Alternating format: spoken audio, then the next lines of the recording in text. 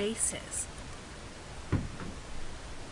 We've talked a lot about acids, but we really haven't spent a lot of time talking about bases. Bases, of course, are substances that produce the OH negative ion, or the hydroxide ion, according to Arrhenius, or they are proton acceptors. Sometimes in those conjugate acid pair equations, we will label something as an acting like an acid or acting like a base. Remember, the base is something that takes in the hydrogen, usually from water.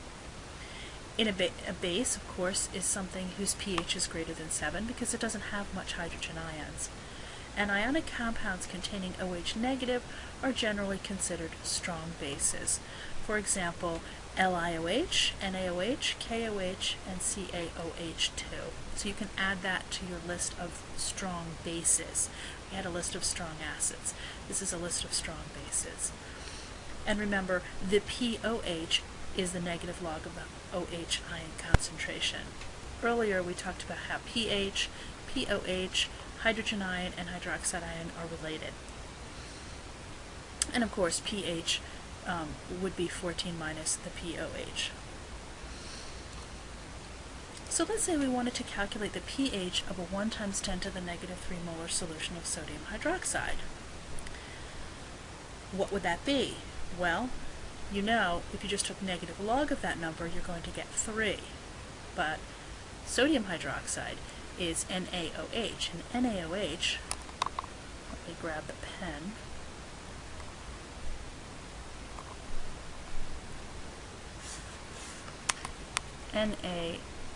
NaOH produces Na ions and OH negative ions.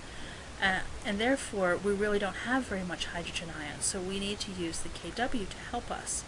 So if we take the negative log of this, actually what we are getting is the pOH, and you can subtract it from 14, and in this case, you can see that the pH is 11. Here's another one. Calculate the pH of 1 times 10 to the negative 3 molar solution of calcium hydroxide. And you might say, well, same exact number, pH, pOH of this would be 3, and it would also be 11, but it isn't. If we check, you can see it's 11.30. Where's that 0.3 coming from? Well, calcium hydroxide,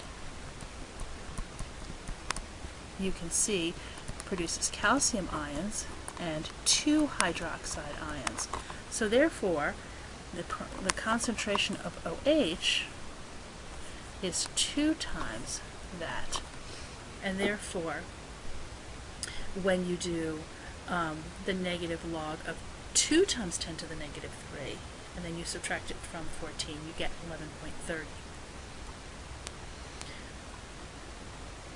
Equilibrium expressions for weak bases using Kb. So here's an example of a weak base. This is a weak base. You can see it's acting like a base because it's taking hydrogen from water and producing HCN, which is an acid, and OH negative. Again, just like a Ka problem, products over reactants, and there it is there. We call this relationship, however, Kb. pH calculations for solutions of weak bases are similar to those of acids. Of course, Kw helps us go between acids and bases, and pOH and pH again. We seem to be very repetitive here, but hopefully we'll move on to something more exciting. Calculate the pH of a 2 molar solution of ammonia. Now here's and the Kb is 1.8 times 10 to the negative 5. Here's a perfect example of having to write a reaction using water. We have ammonia, and we have water, and the NH4 plus is going to be produced, and OH negative. So we can do products over reactants, and that has to equal 1.8 times 10 to the negative 5, which is fine. But you notice they give you the initial concentration of 2.0 molar. We don't have any concentration of products there. And we don't know the change. So the equilibrium concentration is 2 minus x, and the products are just x. When we work it out, we're going to get x squared over 2 minus x equals, in this case, 1.8 times 10 to the negative 5. When I solve for x, I got 0.006 molar. And it looks like I should have had another significant figure, but I didn't write it down, so I apologize. 0.006 molar. That is the concentration you can see of OH negative. So if I take negative log of 0.006, I'm actually getting the POH, which is 2.22. And then I can get the pH, which is 11.78.